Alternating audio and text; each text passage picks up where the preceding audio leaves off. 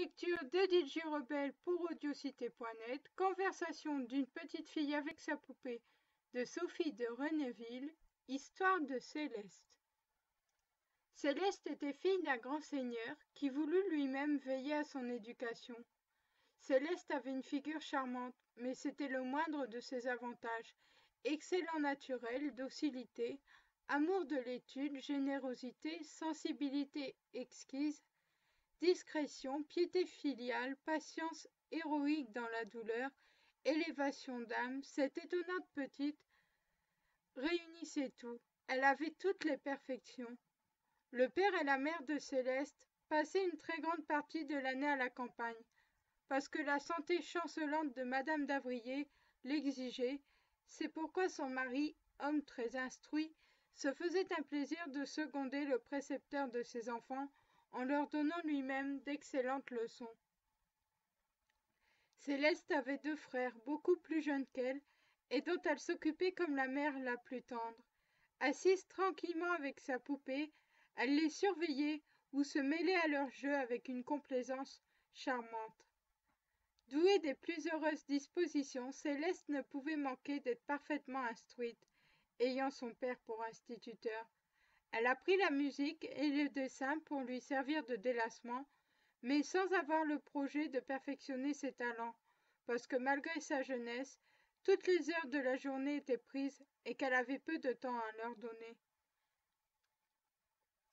Céleste avait le bonheur d'avoir une excellente gouvernante, sage, laborieuse, adroite, qui lui apprit à faire plusieurs ouvrages de son sexe. Bientôt, cette jeune personne broda 1000 jolies choses pour ses parents et pour elle-même, et quoiqu'elle eût une femme de chambre, elle se coiffait et s'habillait seule, en disant qu'on avait reçu de la nature des mains pour s'habiller comme des pieds pour marcher. Bien loin d'être à charge aux domestiques, Céleste donnait tous ses soins à ses jeunes frères et leur servait de gouvernante. Elle manqua même d'être la victime de son dévouement pour eux. Céleste avait coutume d'aller tous les jours avec ses frères et sa gouvernante dans une campagne voisine de leur château. Les enfants jouaient sur l'herbe, cueillaient des fleurs dont Céleste formait des guirlandes, et la gouvernante, tenant un livre, l'oubliait le plus souvent pour admirer l'innocent badinage de ces aimables enfants. Pendant une absence que fit monsieur d'Avrier, Céleste proposa à sa gouvernante d'aller se promener dans un grand bois, à une demi-lieue du château, pour y goûter avec ses frères. Le jour pris pour cette partie de plaisir, le temps étant superbe, la petite société se mit en marche, avec la gaieté de cœur satisfait qui vole à de nouvelles jouissances. Rendue au lieu désiré, la petite famille s'assit en rond, sous un chêne touffu, et fit un repas champêtre qui lui parut délicieux. Pendant que ces aimables enfants se livraient sans contrainte à toute la folie de leur âge, le ciel s'obscurcit et le tonnerre se fit entendre. Aussitôt les jeux cessèrent et tous s'empressèrent de chercher un abri. À peine furent-ils hors de la forêt qui s'éleva une tempête effroyable. Un vent impétueux déracina les arbres. L'air était obscurci de feuilles et de poussière. Les enfants ne voyaient pas devant eux. Poussée en un sens contraire par la force du vent, la petite famille s'armait de courage, mais il l'abandonna tout à fait quand elle entendit au loin voler en éclats les cabanes des paysans, et qu'elle vit la foudre tomber à ses pieds. Les enfants épouvantés sentirent leurs genoux se dérober sous eux. La frayeur les saisit tellement qu'il leur fut impossible d'avancer. Cependant il fallait se hâter, la pluie qui ne tombait pas encore menaçait de les percer jusqu'aux os. La gouvernante prit l'aîné des garçons dans ses bras et Céleste le cadet.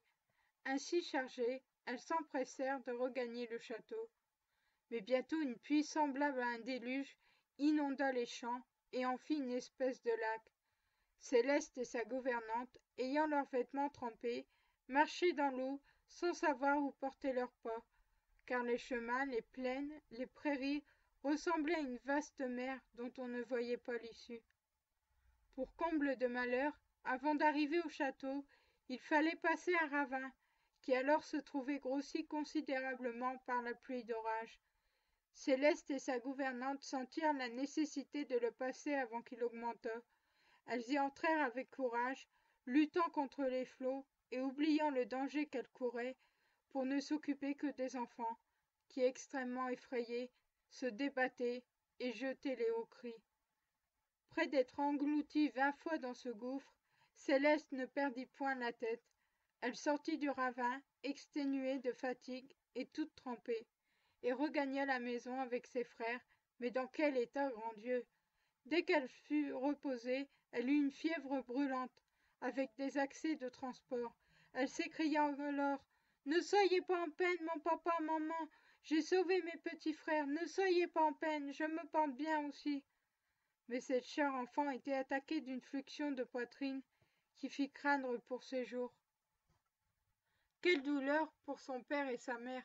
Cette fille chérie, qui devait être l'ornement et la consolation de leur vieillesse, allait peut-être leur être ravie au moment où ils connaissaient tout son mérite. Malgré ces pensées déchirantes, M. et Mme d'Avrier eurent le courage de modérer leur affliction pour que Céleste ne se doutant pas du danger où elle était.